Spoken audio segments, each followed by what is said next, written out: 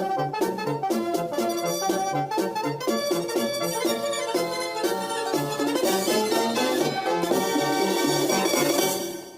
hooligan, I'm Sam. Welcome back for more Dick Jokes for Justice. Have your friends or family recently said, I don't know how this could happen. There was a coup in America? You're not alone. A lot of us were caught off guard on January 6, 2021, when fascists stormed the US Capitol to try and overthrow our, well, it's barely a democracy, but that's a story for another time. The point is, the 2020 election was fairly and properly decided by the voters. And you can easily tell the voters decided it because President Joe Biden already has higher job approval polling than President Flagfucker had in his entire 4 years. But not everyone was surprised by the coup. No. You know who wasn't surprised? Anti-fascists. That's right, the dreaded Antifa predicted the MAGA coup months in advance. Losing the election, of course, hurt a lot of fascist feelings because they're the chosen people. And what do fascists do when the people don't choose their dear leader? That's when fascists try to overthrow the people's government with a coup, just like Hitler's beer hall putsch 10 years before he became Chancellor of Germany. Hey, that was a while before the Holocaust. You know, that might be an ominous portent for us if we hadn't already defeated fascism with this recent election. What's that? There are still fascists in America? No, get out. No, seriously, we should get them out of elected office.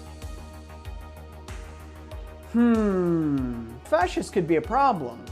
Maybe somebody should do something about them. Maybe we should do something about them.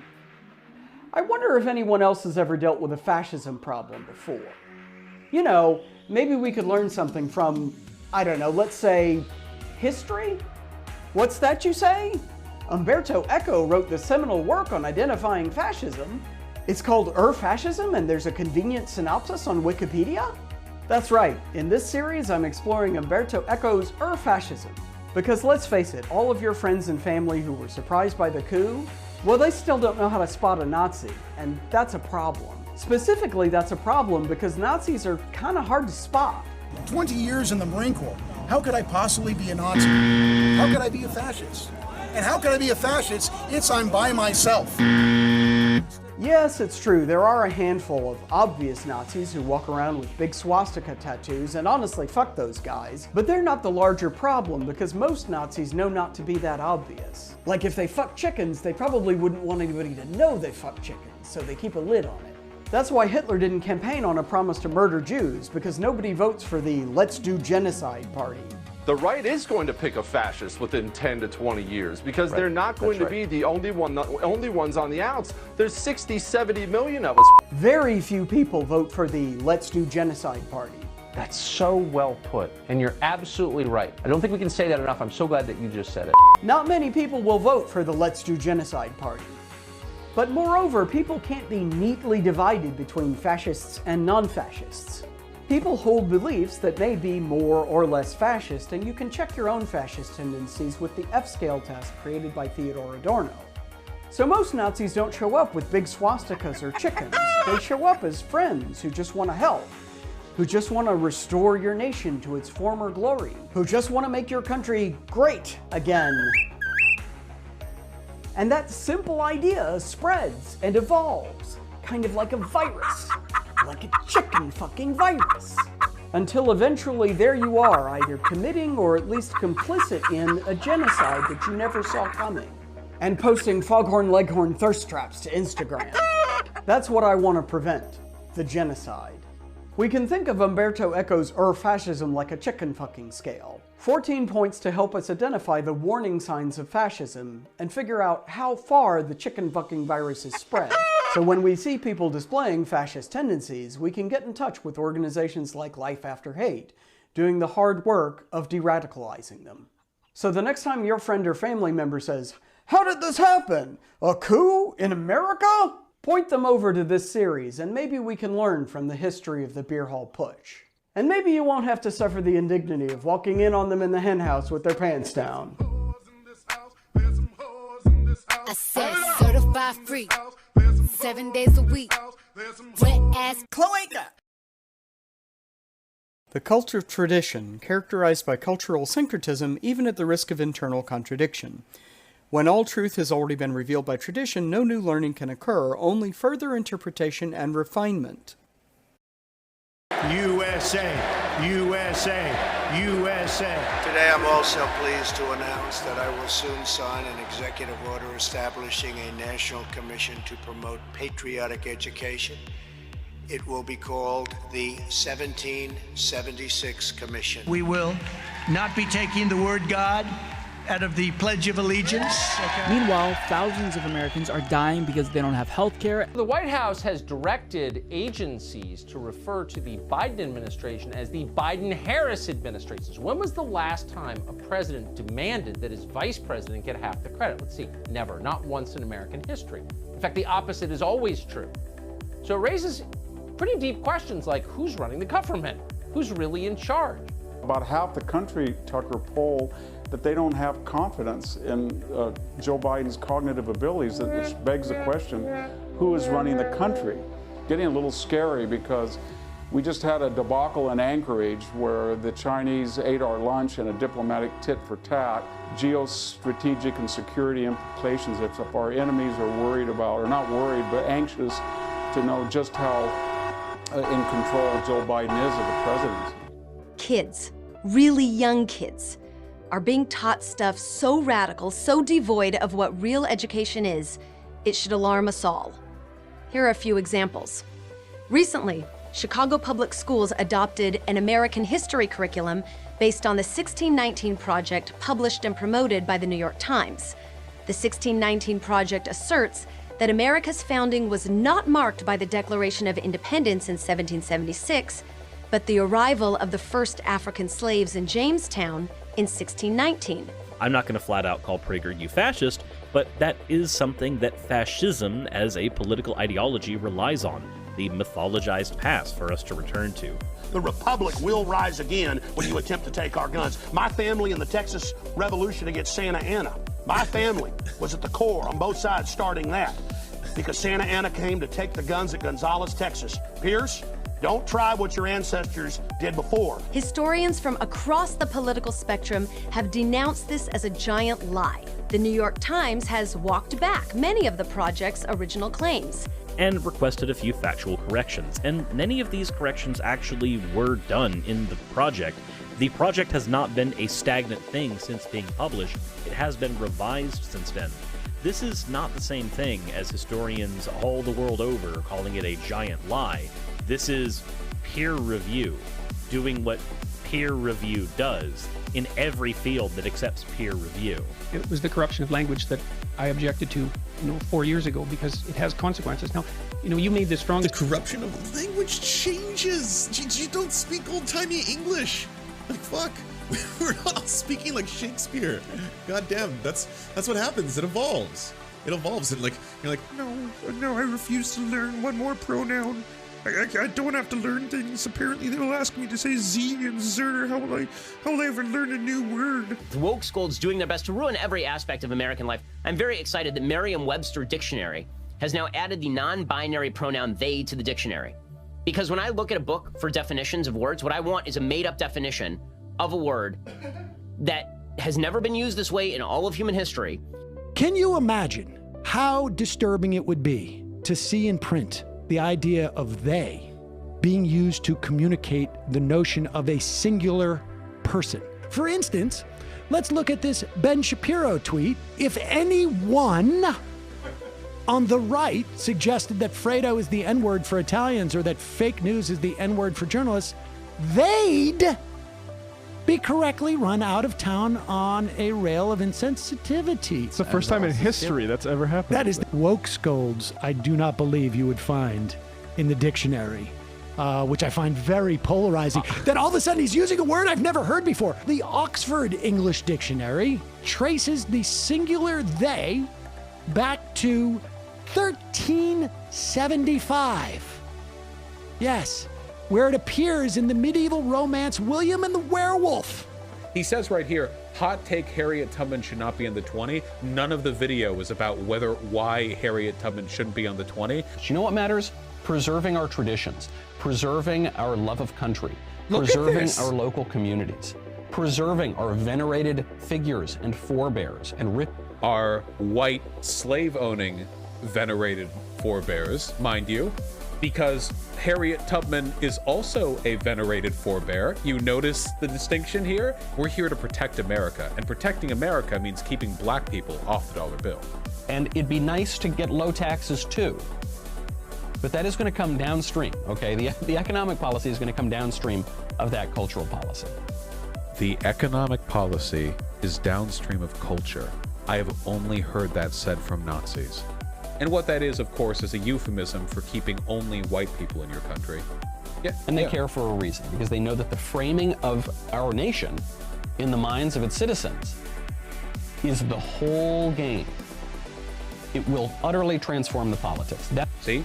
Just Nazi rhetoric, guys. I mean, everything that he's saying here, it just straight up could come out of a speech from Hitler.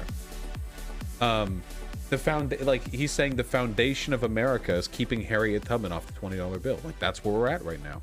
Yeah, he might as well just say the 14 words. How would the presidents of the past feel about the uncontrolled spending and overwhelming expansion of government which is occurring today? It would require that new federal buildings be made in a classical style, similar to the White House or Capitol Hill. Why does he believe that classicism is the right style, and why is he opposed to modernism so much? I see his move to make classicism the style on the exterior as well as kind of an authoritative move. I could see him just wanting to say that the classicist style is beautiful, it leans European, that's where we come from, therefore America is morally superior, just like Europe. Trump, in his quote, promoting beautiful federal civic architecture, unquote, intoned that Americans' forefathers wanted public buildings to inspire the American people and encourage civic virtue. You find this act dictatorial then? Yes, absolutely. Hitler and Stalin have pulled the same situation back in the day.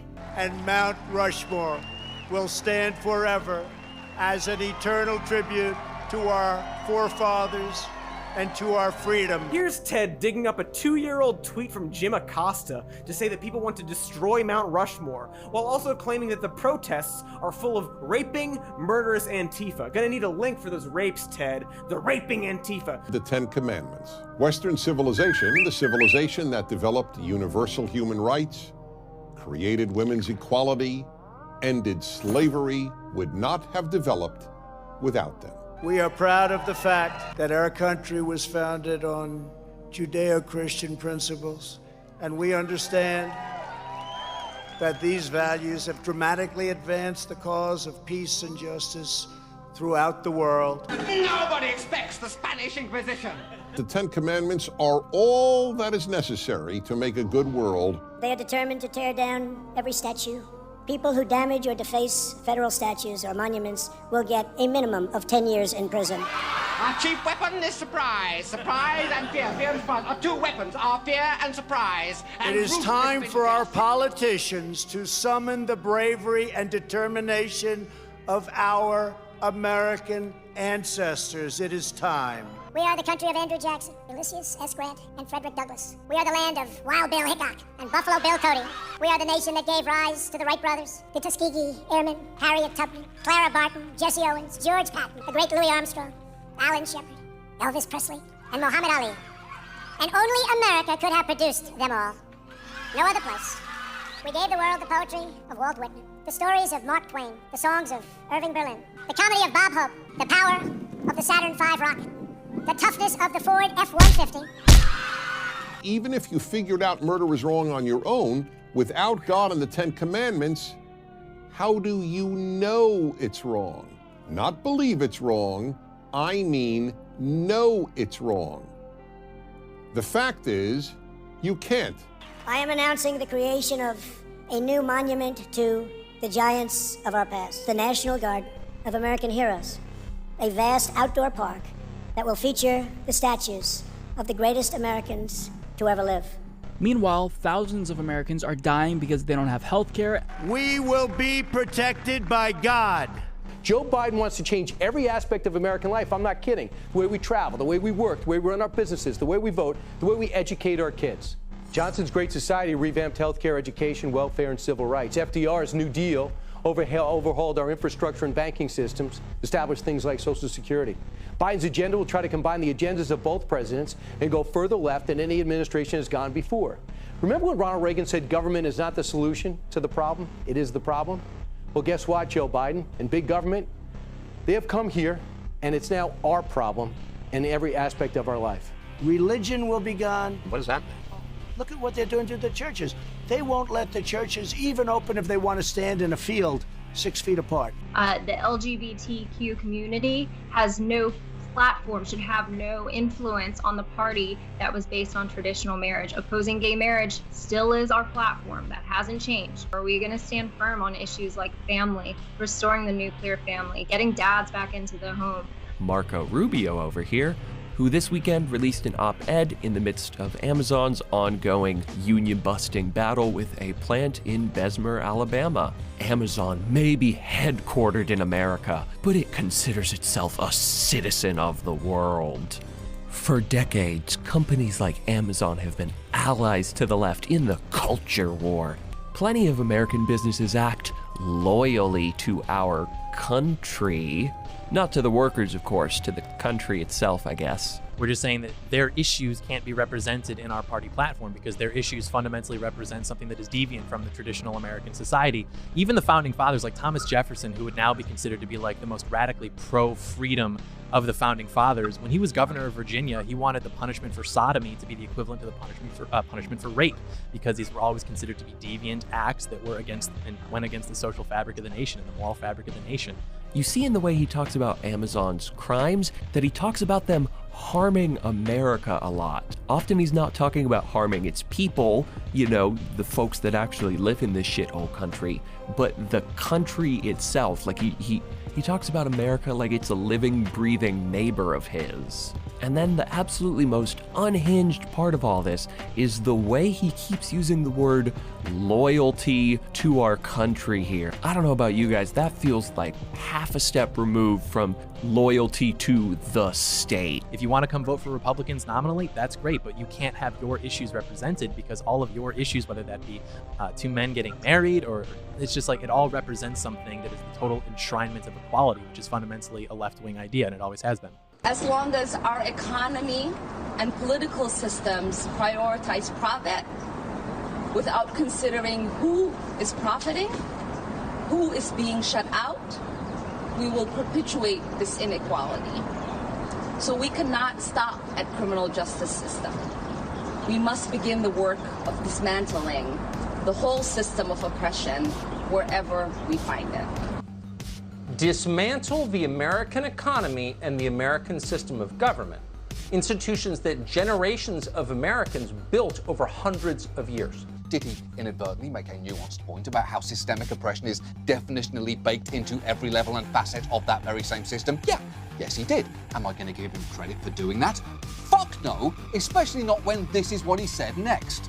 We have every right to fight to preserve our nation and our heritage and our culture. Wow.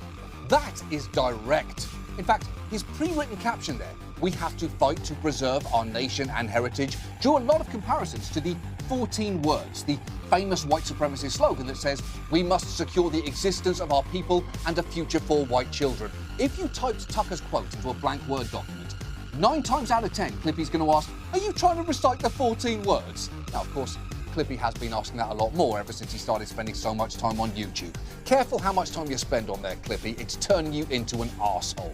He keeps using the word loyalty to our country. I'm concerned about their union busting and their awful work conditions, regardless of the country it takes place in. But it seems Marco Rubio's main critique here is that it's just that they're really, really mean to God's like chosen people or whatever. Religion will be gone. What is that? Look at what they're doing to the churches. They won't let the churches even open if they want to stand in a field 6 feet apart. Even if you're an atheist, you would want people to live by the moral laws of the 10 Commandments. We will be protected by God. We are going to protect Christianity, and it's under siege. 2 Corinthians, right? 2 Corinthians 3:17. That's the whole ball game. We moved the capital of Israel to Jerusalem. That's for the evangelicals. The evangelicals are more excited about that than Jewish people. The Democrats are the racists, have always been the racists. The party's never switched, and you should know this. As a civil rights person, you know the history. You know the people under the hood of the KKK. Let me respond. Were Candace, Democrats, and the party never switched. We are determined to take our country back. We're going to fulfill the promises of Donald Trump. That's what we believed in. That's why we voted for Donald Trump. If Hitler just wanted to make Germany great and have things run well, okay, fine. The problem is that he had dreams outside of Germany. In 3,000 years, no one has ever come up with a better system than the God-based 10 Commandments for making a better world, and no one ever will. Now, the title comes from the New Testament book of John, but instead of having Jesus as a messianic figure, we have Adolf Hitler. They may have power to bruise his heel, but he will have the power to crush their head. It wasn't about doing politics. It was about an assignment to say no to President Trump would be saying no to God.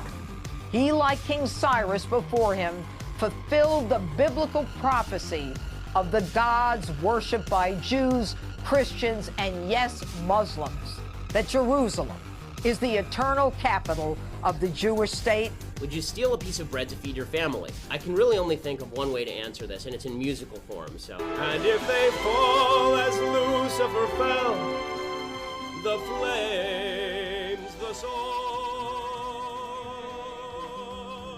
If you'd like to help support this work, if you think it's important, in addition to just sharing it with friends and family, you can also throw me $1 or $2 on Patreon. The link is down below. And here's the list of the current patrons that helped make this possible. I'm Sam. Stay safe. I love you, and I'll see you next time.